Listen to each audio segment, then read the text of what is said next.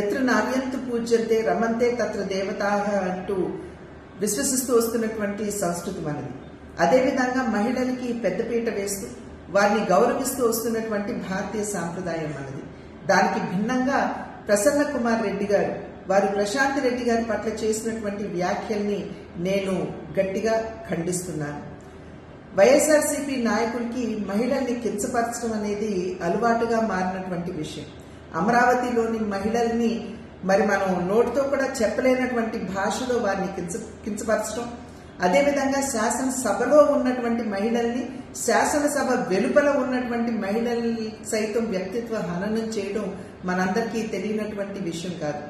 6 పర్యాయాలు ఎమ్మెల్యేగా గెలిచి ఈ రకంగా మహిళల్ని కించపరుస్తూ అవమానపరుస్తూ చేస్తున్నటువంటి వ్యాఖ్యలు ఇవి సభ్య సమాజం ఆమోదించనిది, స్వాగతించనిది అని చెప్పి వారికి తెలియజేస్తున్నాను.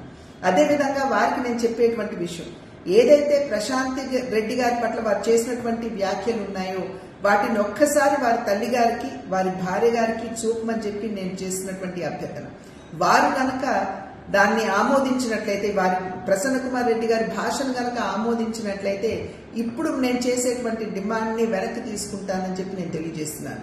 నా డిమాండ్ ఏమిటంటే, ఎటువంటి షరతులు లేకుండా ప్రశాంత్ రెడ్డి గారికి బాహాటంగా ప్రసన్న కుమార్ రెడ్డి గారు క్షమాపణలు చెబుతూ వారు చేసినటువంటి వ్యాఖ్యల్ని వెనక్కి తీసుకోవాలి అని చెప్పి నేను వారికి తెలియజేస్తున్నటువంటి విషయం.